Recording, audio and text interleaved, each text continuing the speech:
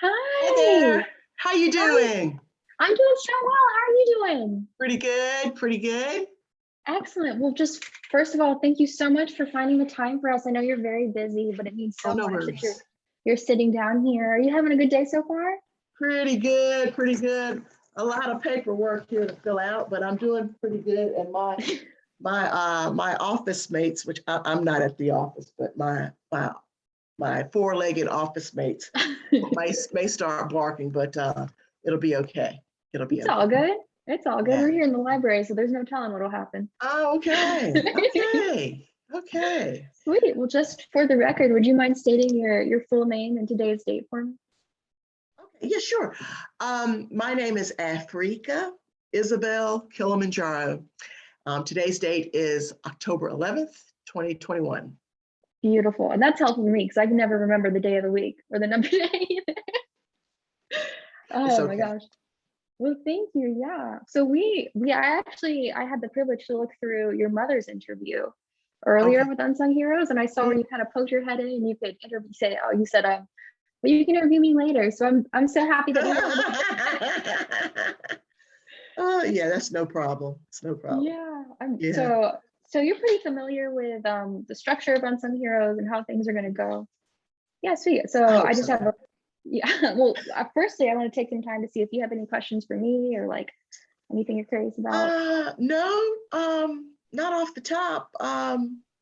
Just ask away and I'll do my best. I'll do my best to answer or well, whatever you ask. Yeah, Of so course, yeah, oh, yeah. beautiful. I just have a couple of questions here, but they're mostly a guideline. I really just want to sit and have a conversation. Okay. Just sort of off the top, like Oliver Twist. You tell me a little bit. Yeah. So, are you from the town of Greensboro?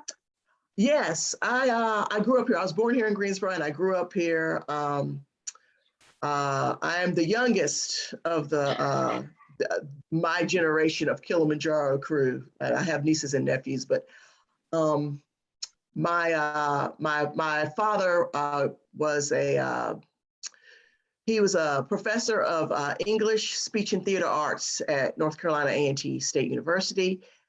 And my mother was a media specialist, focusing on special education at McKeever Education Center with back then it was the Greensboro Public Schools. Today it's the Guilford County Schools. But yeah, so I grew up here. I went to college at A&T. I finished at A&T. I've been all over the place, but because my father taught there, so it was kind of like I list my choices. I had choices, but he was like, no. Yeah, I guess so. Anyway, yeah, and when I went to college, I majored in the sciences because I thought, okay, well, I'm going to get as far away from English and journalism and I like the arts, but I said no, I'm going to get as far away from the fields that my parents were in. But you see how that's turned out. I'm now I've been the editor at the Carolina Peacemaker for quite a long time. But as a kid, when growing up in the newspaper business, it's kind of hard to get the ink out of your blood, so to speak. And I didn't intend on, it wasn't my intention of doing this, but I always had some sort of tie, not just familial, but I would spend most of my summers in grade school from perhaps like fourth grade on, probably even earlier than that, were spent at the newspaper office. So I was like, I started out as a cleanup girl. Then they gave me copy to edit. Then they gave me, then it was, why don't you be a cub reporter? I did that for a little bit, but because my schoolwork and because I wanted to focus on something in the sciences, kind of interfered with me really doing that. But in junior high and in high school, I really liked. I had a thing for like magazines and the graphics that you see in magazines, and I like the color. So when USA Today came out and they had color in the newspaper, I was like, why can't we do that? Let's do that. That looks really good. But I did yearbooks. I started in junior high, and I was like the first African-American editor-in-chief of my high school yearbook. So that kind of gave me a feel for it. And there was a gentleman at the office. His name was Cecil Young, and he's no longer with us. With the, he's passed on, but he gave me my first lesson in graphics. He helped me to know how to arrange things spatially, how to back then it was pay stubs. It wasn't all computerized like it is now. So you just hit a button and this has got a border on it. So I learned how to do get the X-Acto blade and all that, and do all that kind of thing. And that was to me, that was not very stressful. The stressful part of doing newspaper, well, just any kind of media publication where you're telling someone's story, or you're telling the story of an event, you want to get that right. You want to be as accurate as you can, and you want to talk to the people involved and that sort of thing. My problem, I have a good time talking to people. That's the best part about this job I could think of is and that's the fun part. But when the topic is something that is not necessarily, it can be controversial, but something that's like sad or that really impacts people, like, for example, wanting to reopen a landfill in someone's neighborhood that's been closed for a number of years, that type of thing. That kind of stresses me out, because to me, in the back of my mind, I'm thinking that really impacts someone's life, or a very large portion of our population's lives. It's very impactful, and it's not only impactful to the people that are living now, but for generations that can have an impact. I mention that because my background, I have an undergraduate degree in professional biology. I have a master's degree in public health and environmental and occupational health. I have I came back to Greensboro. I was a medical student, and so I know a lot about healthcare, but I'm not a physician.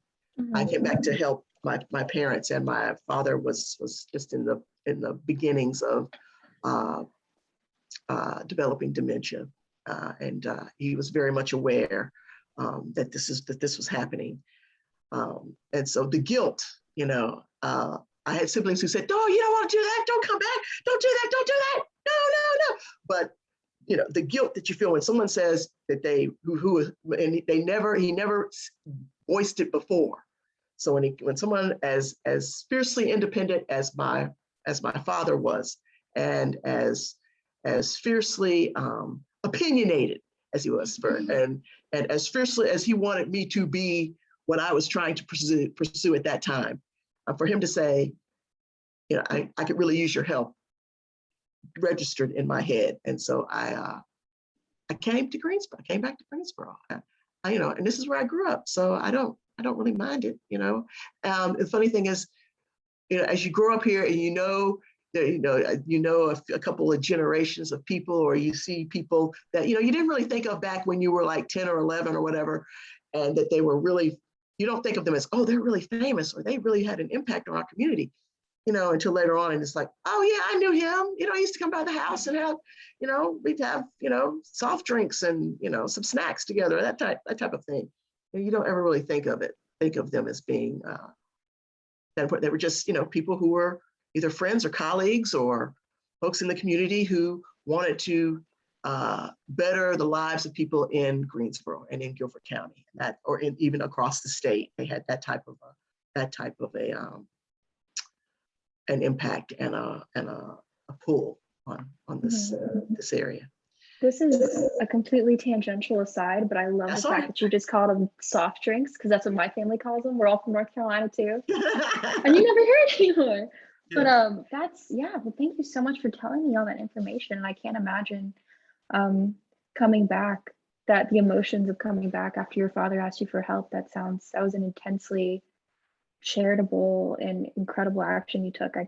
It took more than once. That was the problem. I thought maybe if he asked once, he would go on to the next person or something, and there really wasn't a next person, because I'm the youngest, and there were, there's other people like when the paper, the Carolina Peacemaker, started in 1967. I was nowhere to be found. I was not around. But over the years, and especially in the beginnings, I mean, I have a fleet of cousins who worked there while they were in school, or during the summers, they come to Greensboro and they would work there. So I have a couple cousins who were at A&T who were, they'd sell advertising, or they would, serve as a manager or something. I've had, UNCG, Elizabeth City, they would just come, and help out. And we've never forgotten that. And I have two sisters and I have a brother. My brother has autism, so he's the oldest. But my two sisters worked at Peacemaker, and when they were kids, they would be out in the snow trying to sell papers. That was it. That was everything. And some of them, they would say, "I'm never doing this again. This is too much," that sort of thing. So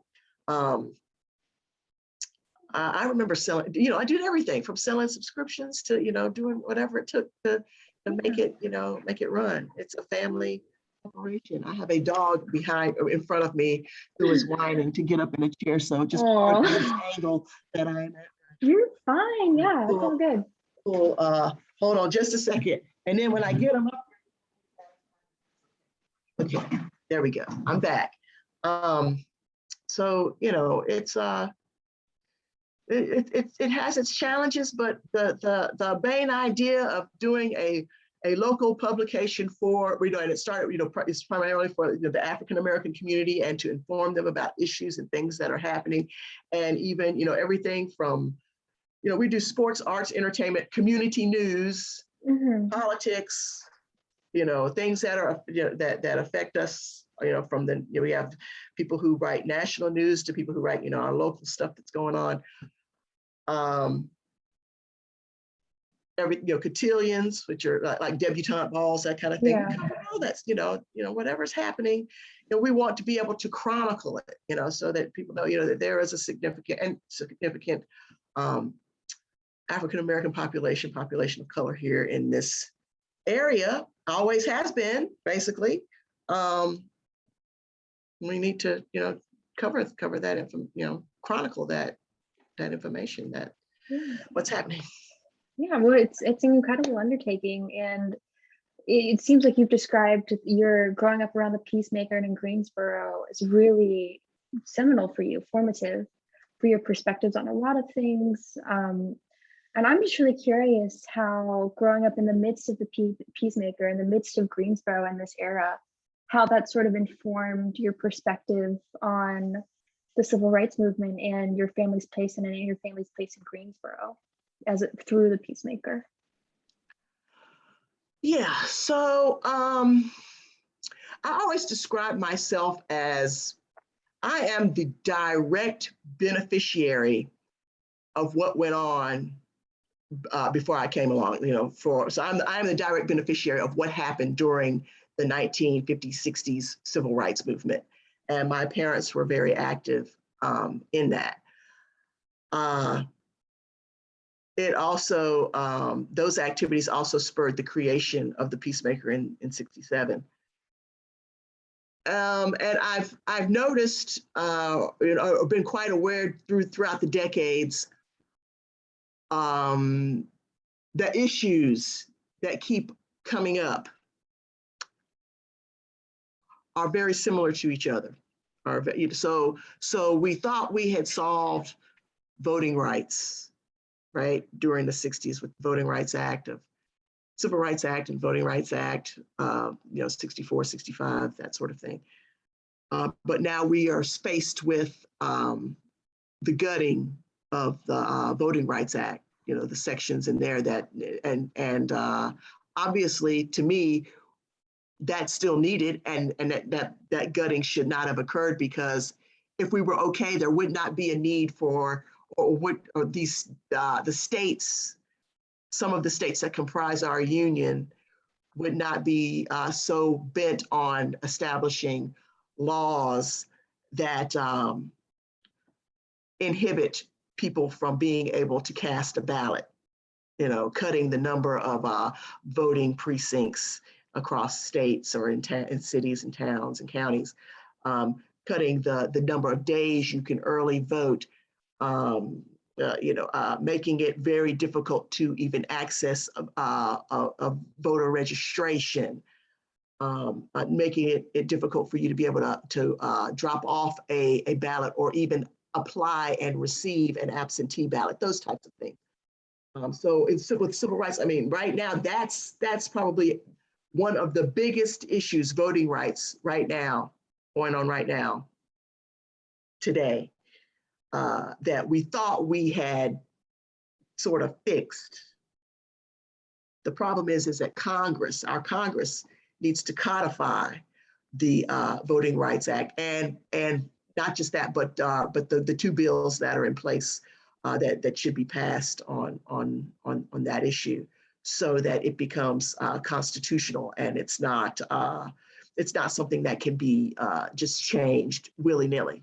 One president comes in and says, we're gonna gut this, and I'm gonna stack the courts so that we can get this gutted.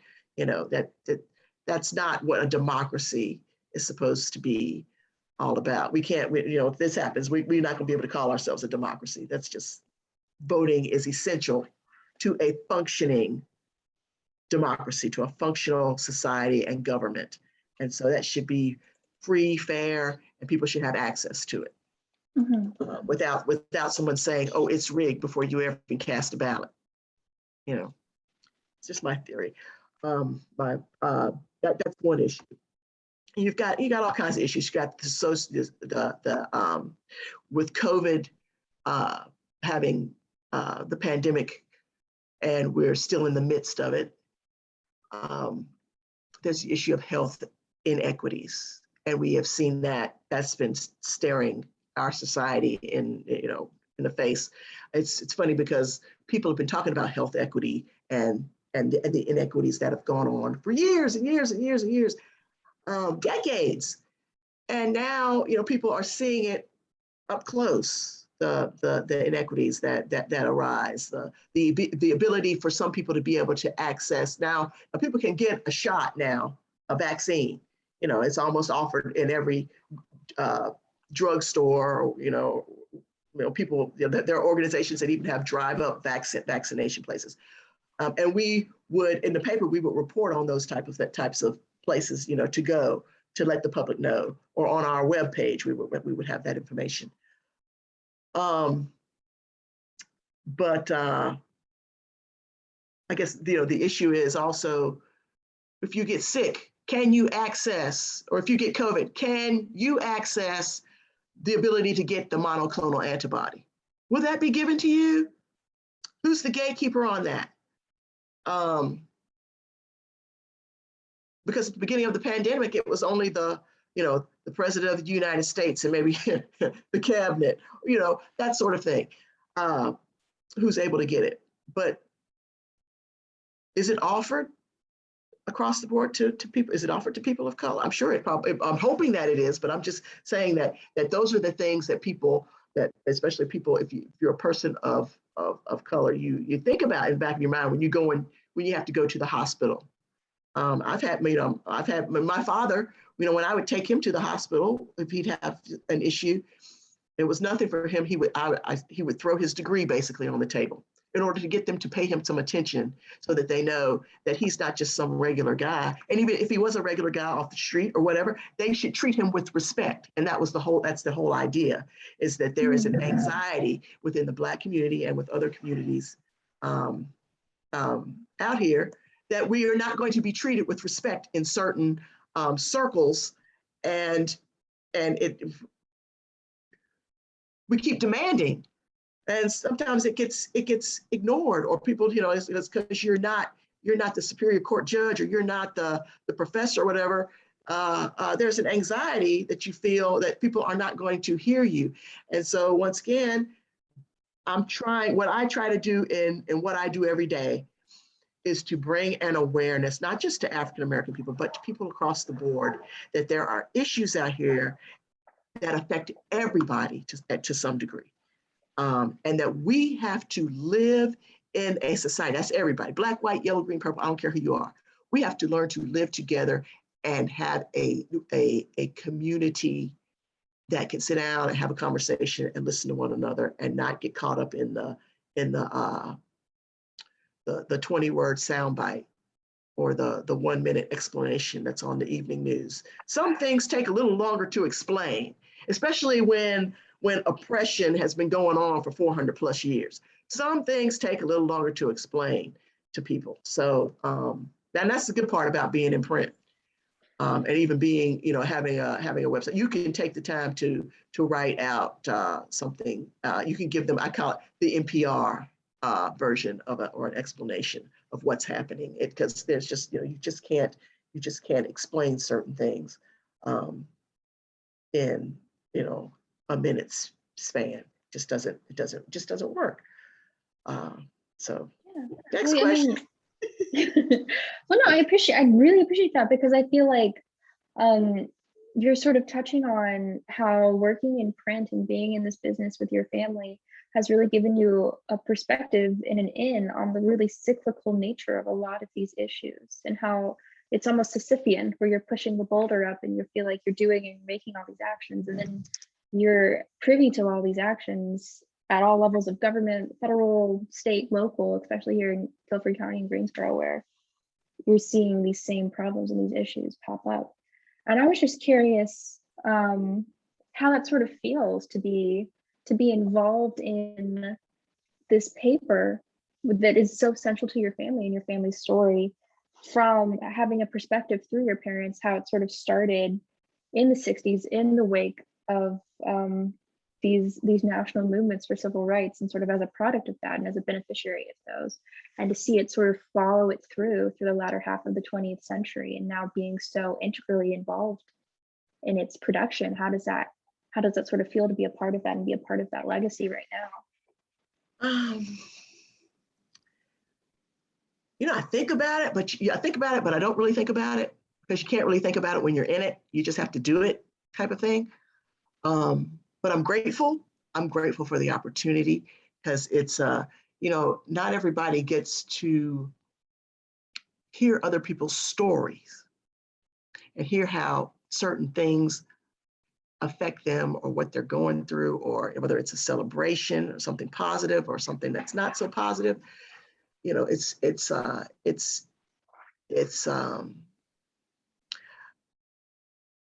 It's a privilege to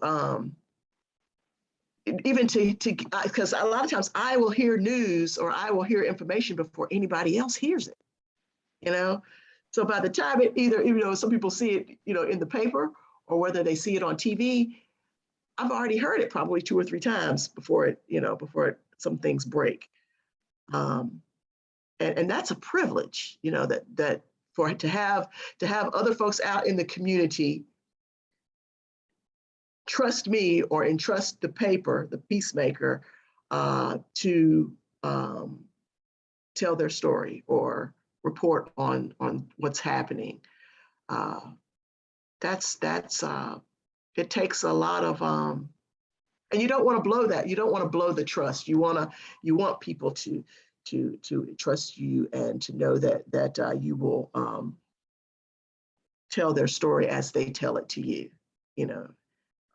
That's important, because I see, especially a lot of big papers will take people's story, and then it's like, well, that's not what I said, So I don't have any shame about if I'm quoting someone, to call them up and say, if I don't have it on tape, which usually I will tape or record an interview so that I get the quote right. But it's nothing for me to say, hey, I just want to make sure I got your quote, what you said, accurate, and that it means this and this. And people are appreciative that you take the time to do that, instead of, because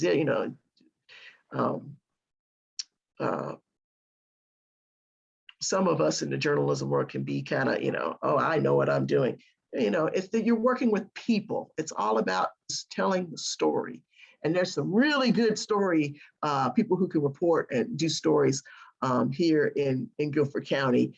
Some of them, I see, in print, and some of them are no longer with certain papers, and they work at universities. And those are a lot of those folks are some of my favorite writers out there in this area. And they have tremendous talent.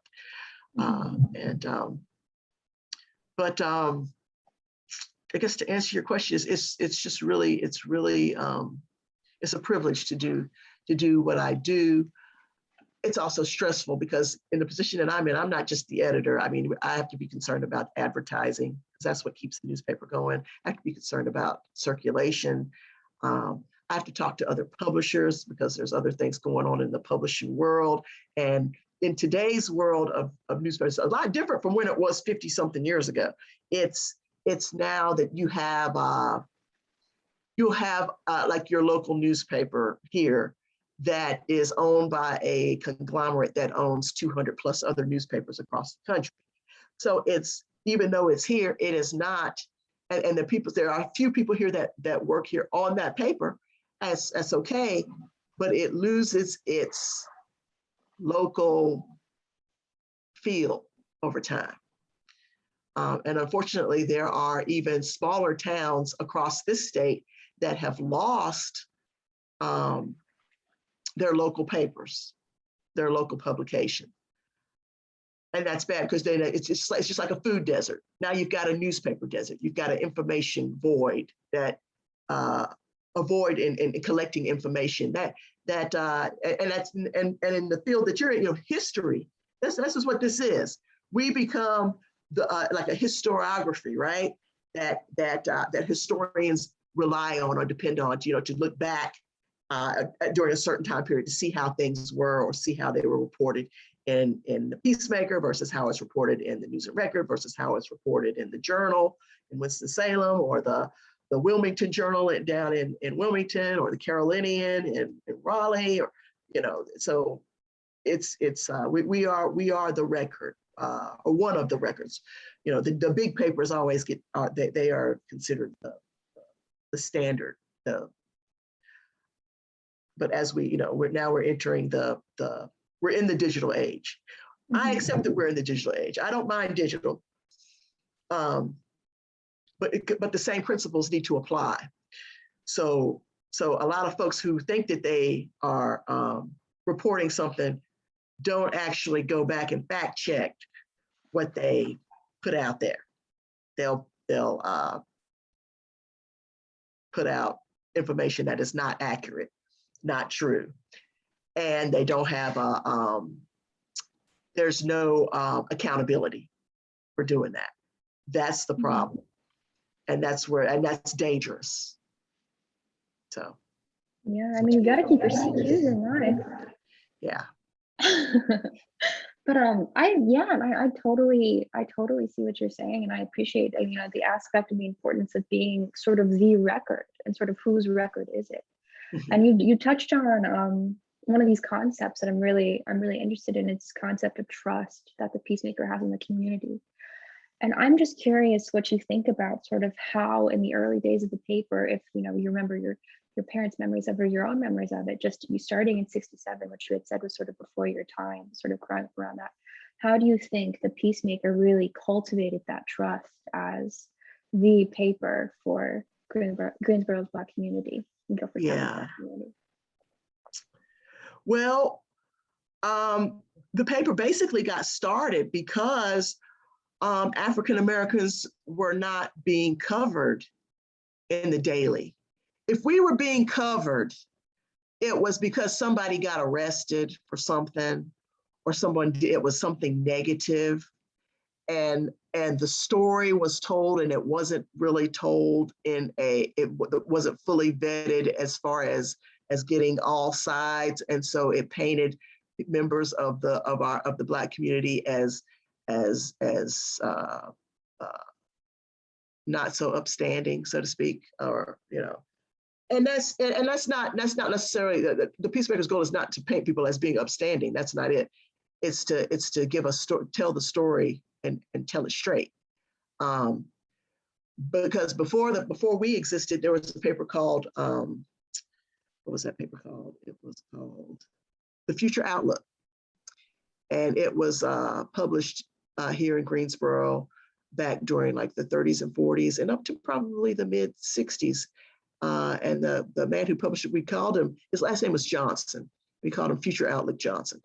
And he would come and he would talk to my father because I think he was up in age and he was going to get out of the newspaper business, and he had heard that my father wanted to start a newspaper, and so they talked. But I mentioned him because one of the things he would say was, if you do good, I'm gonna put you in my paper, and if you do bad, I'm gonna put you in my paper. And so that's a kind of it's a truth, and it's kind of talks about it as a joke, but it's a lot of jokes are based on fact, and that's a running thing at my office. It's been there for forever. That if you do good, if you do something that's positive, well, yeah, we can put that in. But if you do something that's crazy and that people need to know about, yeah, we're gonna write on that too. It doesn't matter who you are. People need to know that you were silly enough to do these things, and it affects a lot of folks. Mainly politicians get in trouble with this, that type of thing. So yeah, that's what we do.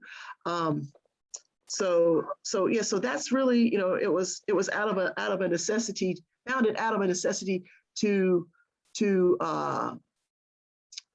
tell stories that were pertinent to the African American community, and that not only celebrated the community, but let people know that, hey, this was going on, and you need to be aware, of what's happening here.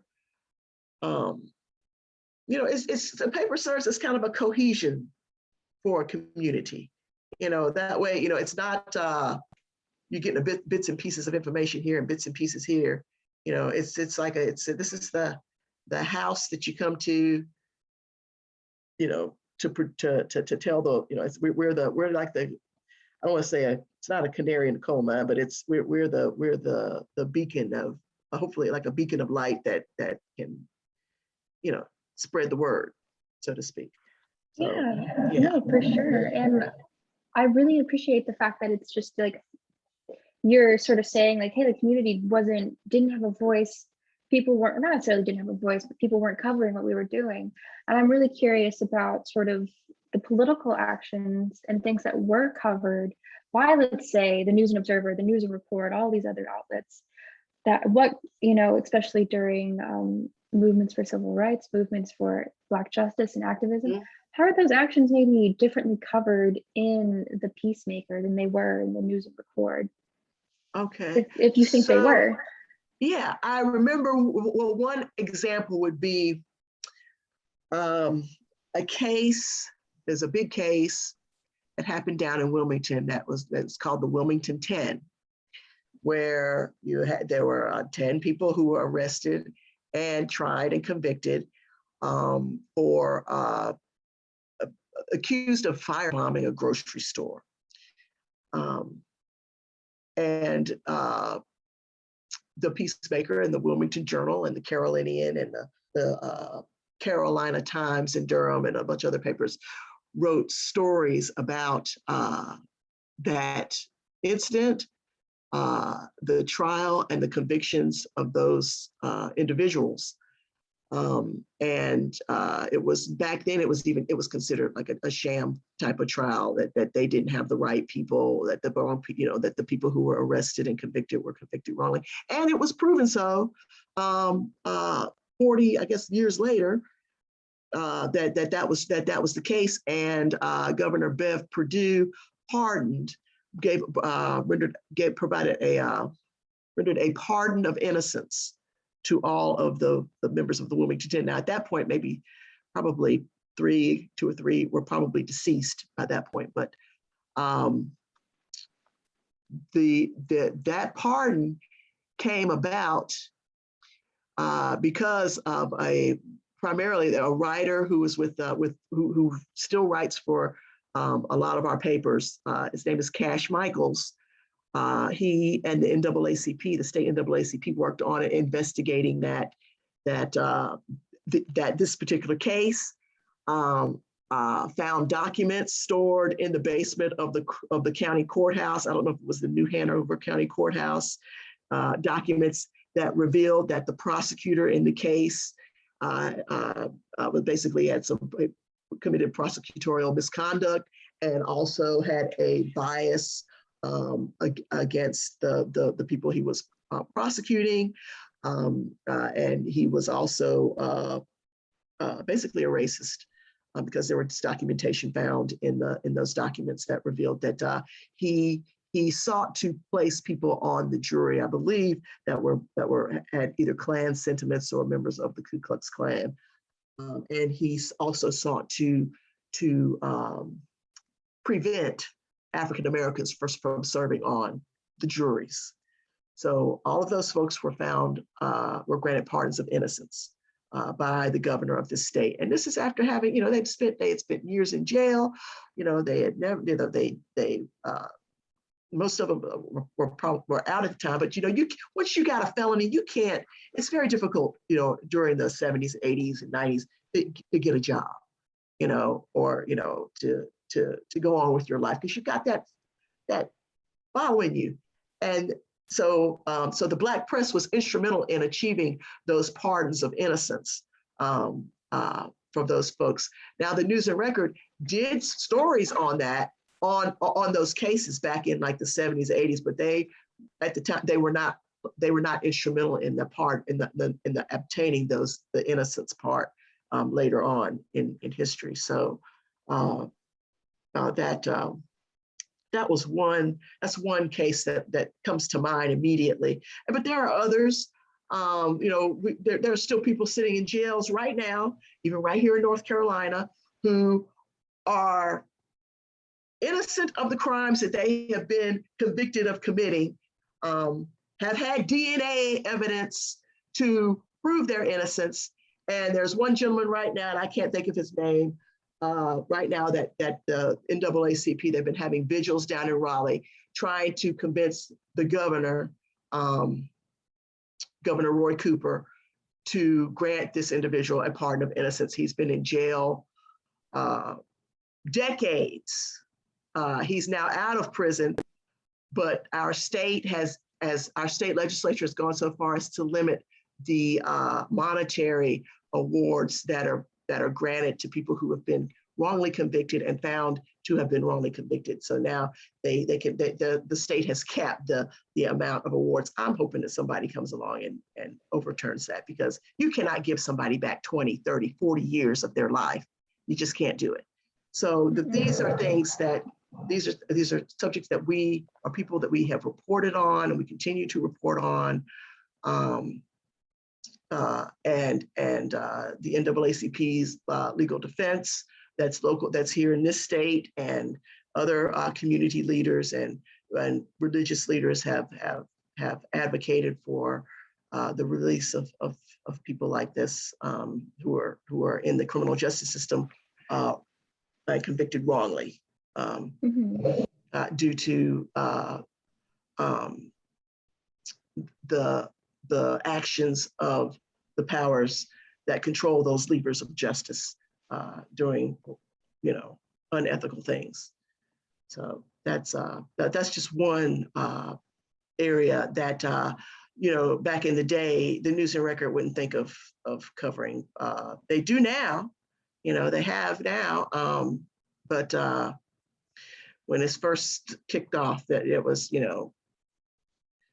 the idea, Black people are inherently this way, or they are inherently, we know that Black people always, that's not true. But when you have an entity that is a publication or whatever, that doesn't necessarily say that outright, but uses that dog whistle type of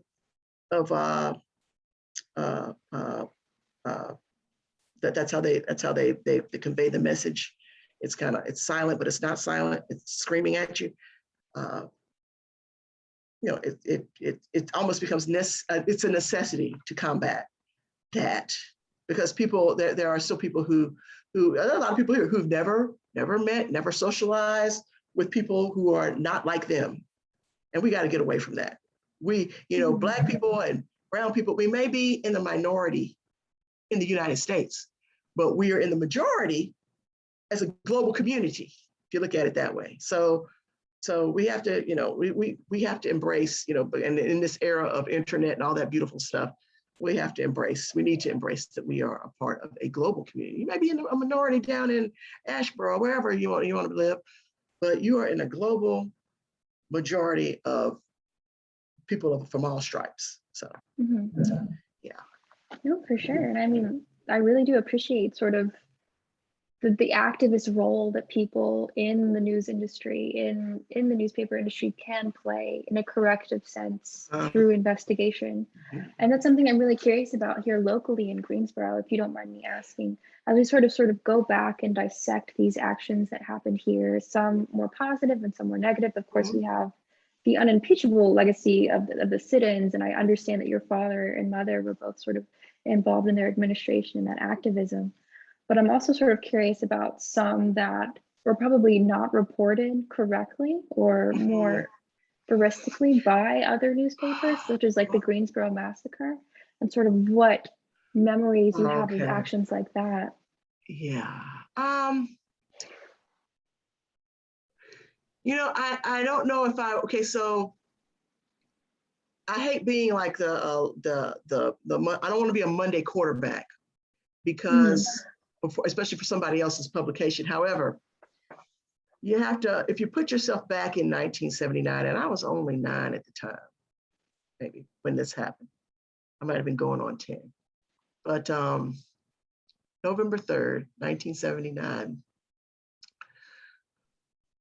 when all that happened, of course, you know, you have, as a journalist, and there were a lot of journalists trying to cover that, I'm sure that they got the story that they got during that time, but I'm not quite sure that they actually, if they talked to Reverend, he wasn't a Reverend then, but Nelson Johnson and the other people who lived through that, you know, Joyce Johnson, if they talk, I'm not sure if they actually sat down and talked to them to get their perspective. Because when it happened, I remember I was at home, and my father says, I got to go see Nelson. And I got to go see that. Nelson was in jail at the time. But, you know, he wanted to make sure that Reverend Johnson was okay and that his family was okay and that sort of thing. First, before even, you know, writing or reporting, having somebody report on it. And we report on that type of thing. But the nooks and the crannies, or the you know, the devil is in the detail, doesn't really come out until you actually have a full picture of or you hear the side of the folks who were with the Communist Workers' Party. You know that the Klan and the Nazi people representing those groups had guns. You know that the CWP people didn't have any weapons.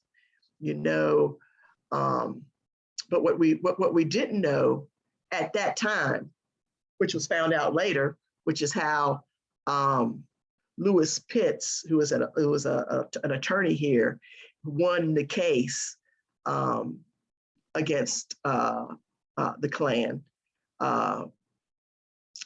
which awarded damages to, I think it was Marty Nathan's, her husband, Dr. Nathan's estate. Anyway, and it's kind of a hodgepodge. But what I'm trying to get at is, later on we find out that that there was an FBI informant, you know, involved, who was, you know, giving information, who was active with the Klan and the Nazi organization, who was providing information to the law enforcement offices here in Greensboro. So they basically knew that the Klan was coming to this march, and you know, and then later on we find that police protection was not provided as adequately as it should have been provided because, or allegedly because the law enforcement knew that these people were coming. And it was basically left to CWP as sitting ducks. We find out all of this information through investigations, through writings of authors, you know, who've actually delved really deep into this topic, and through the Truth and Reconciliation process, which is the first one to happen in the United States, patterned after the Truth and Reconciliation process that Archbishop Desmond Tutu did down in South Africa after the fall of apartheid, right? So, so we have a Truth and Reconciliation here in Greensboro, where the people involved, the people who lived in the neighborhood, Morningside Homes, and even I think, you know, one class, I think it may have been Virgil Griffin, I'm not sure, I can't remember, don't quote me on that, came to the participated in that process, and gave a speech about where he grew up and how he grew up and what he thought, and how he talked about how he, if I have the right person, he talked about how he loved history. This is all videotaped. They have videotaped all this stuff. But there still hasn't really been there's people within the city government today that have, apologized on behalf of the city and that sort of thing for what happened back then. But what I'm interested in, what I would be interested in is how, or what the people who were actually in city government back then, the mayor, Jim Melvin, and what his thoughts are, what the thoughts are of the people who were in management at the textile mills, the local textile mills, and their thought and how the textile mills, because all this, the CW was they were trying to establish unions or promote the establishment of unions in the textile mills, and people miss that whole thing when they get caught up in, it was a shootout and it was this and that. Well, it wasn't a shootout, it was a one-sided shooting, So they get caught up in that, but they missed it, that it was all about the establishment of unions. And had they been successful at establishing unions, would we still have textile mills here in North Carolina, or would they be over in Malaysia or Honduras or China somewhere like they are right now? If we had strong unionization, because what they were trying to do was bring together poor rural African-American people with poor rural white people. Something that textile management doesn't really want to see happen. So that story needs to be, that's the story that it's been told now, but in the beginning of all that, we really didn't know. And even the news record didn't really have a full grasp of it. It was the sensational. I don't even know if they realized it was sensational at that time. So I don't want to harp on them and say, they did it, because that's not, I would be that Monday morning quarterback. And it's easy to look back and say, this is the thing. But I did cover myself the truth and reconciliation process, part of that, and with a couple of our news writers that took place here in Greensboro. And people say that the coverage was kind of night and day between what the Peacemaker did and what the News and Record did.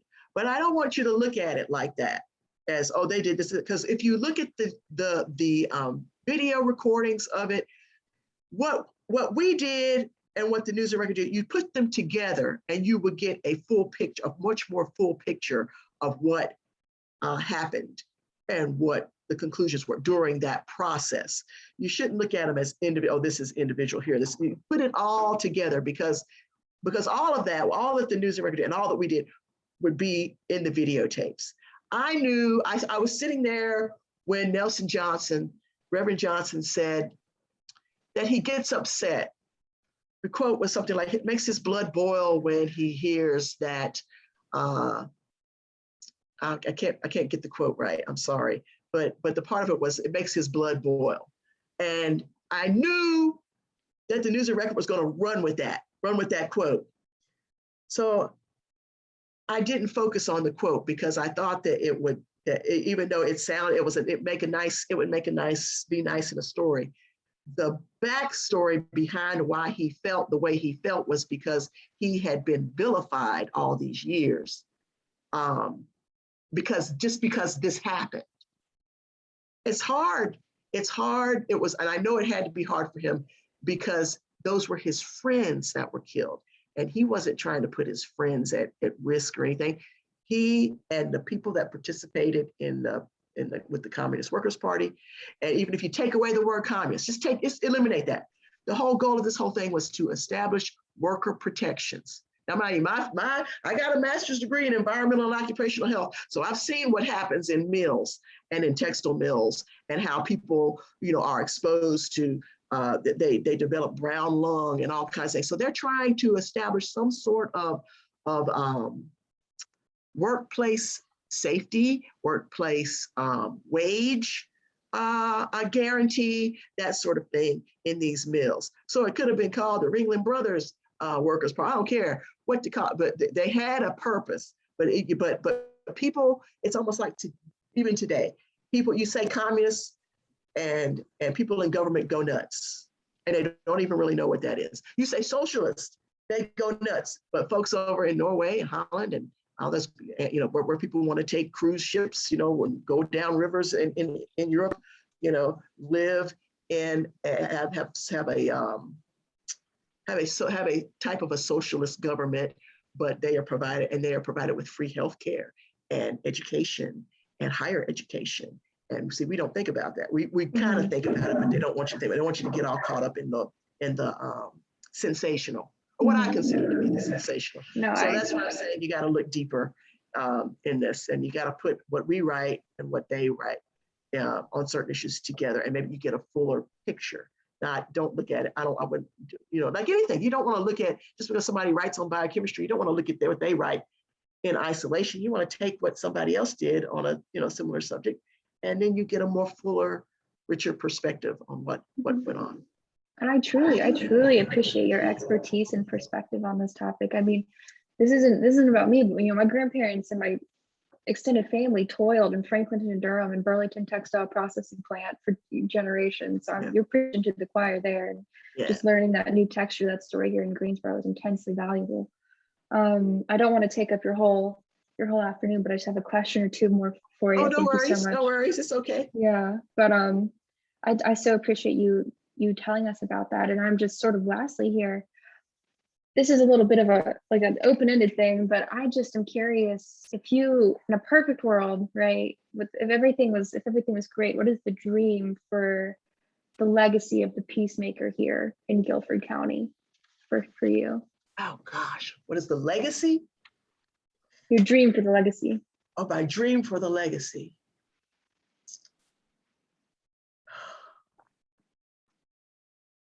I hope that places like UNCG and places of higher learning continue to produce good journalists, good historians, who don't necessarily need to have to teach, or but want to be out there chronicling what goes on, be on that front line, and be the first person to chronicle what over time was considered as history. Because we need more people, and we need more of a diverse bunch of journalists. Now it's blooming, and it's much better than what it has been, but the more voices you have at the table, the more stories get told. So people know, we hear about, the folks at the top. You always hear about the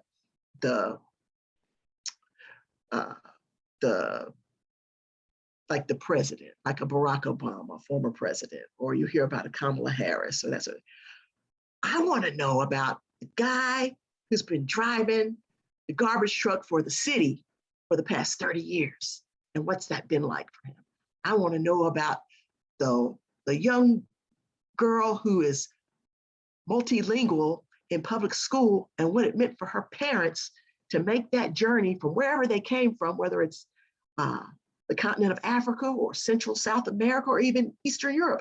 I want to know what that's like, and I want to know what they're feeling, and how, if it was scary, or to tell that story. That's that's the intriguing part. So it's not always people like, oh yeah, I want to go interview this famous singer. Yeah, but what about the people who are the little league baseball team that never gets in the daily paper or never gets in the Peacemaker?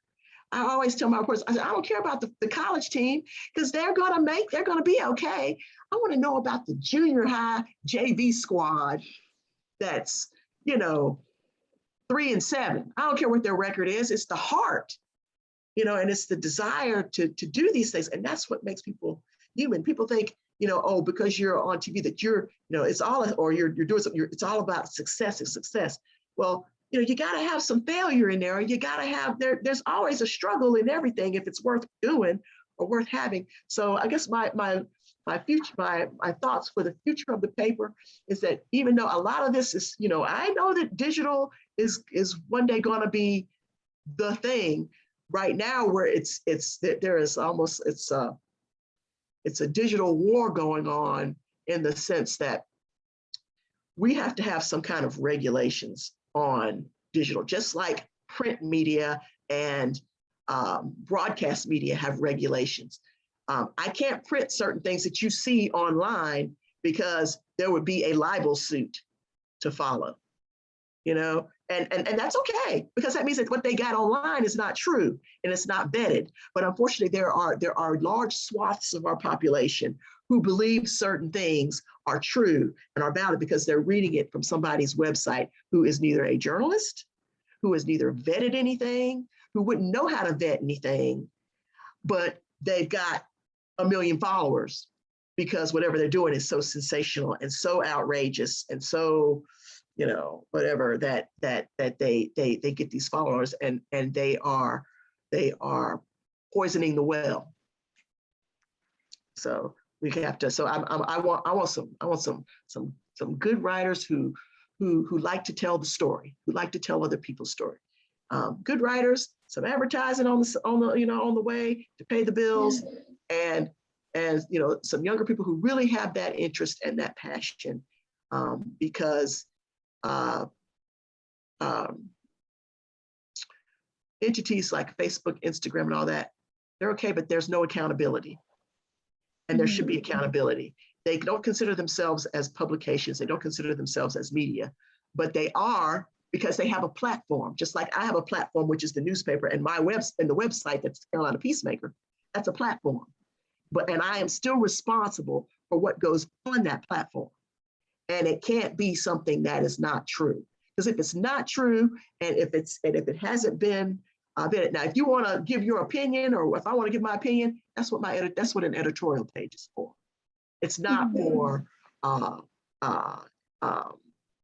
just, you know, I'm going to spout this off and give you my opinion for 30 minutes. That's not what this is about. That's not what journalism is about. So, so we hope that it, you know, it continues. I didn't think I was going to be doing this. Is not, but I'm having a nice time. I like the people that I work with. I like the community. I like the fact that I have roots in the community, and that I have sort of a street cred that's 55, 56 years old, that was established by, you know, my predecessors. And it's just, you know, it's nice, but it would, you know, it's just, it has a purpose. I hope I have a purpose. So that's it. Everybody needs a purpose. You need a reason to get up out of bed. So yeah, I think I would say you certainly do. You absolutely do. Well, again, thank you so much for your time. Just lastly, I mean, you are the expert here, so I just wanted to ask you, is there anything that we didn't cover that you feel like you really want to tell, or is really important? Oh, no, not off the top. But you know, if there's something that comes up, y'all feel free to call me. I'm here. I'm around. I'll be glad to talk some more if you got a topic you want to talk about. For sure. I love history. I would love to just hang out at the history department over there. Well, we'd be happy to have you. I'm gonna get in there. Yeah, one of my favorite people there, her name is Dr. Colleen Krieger. Ooh. She teaches, you know, Dr. Krieger, she teaches, I've heard good things, African history. She teaches African history. So she doesn't really teach African American history, although she knows about it. She goes into the depths of what's on the continent and what has happened on the continent. And it's really, I'm fascinated with her, because how in the world do you cover 51, 52 countries, depending on who's at war with someone or what's going on? But she does textiles, the history of textiles and the history of rice and that sort of thing on the continent, and the development of it, and indigo and all that. You know, I'm just, you know, in addition to the political stuff, but it's just, I like all kinds of history. So yeah, I'm curious. I want to come over. Yeah. So well, please get here. Yeah, come by. We'll grab a coffee. It'll be great. Yeah. It'll be lovely. Okay. Well, thank you. You're quite so welcome. Anytime. Yeah, and we will definitely be in touch with a transcript for this, the next steps. But again, just I hope you have a wonderful day, wonderful week. Again, thank you for your time and your efforts. It was such a privilege to sit here and talk with you. You're quite welcome. Anytime. All right, beautiful. Well, thank you so much. Okay, take care. You too. Bye.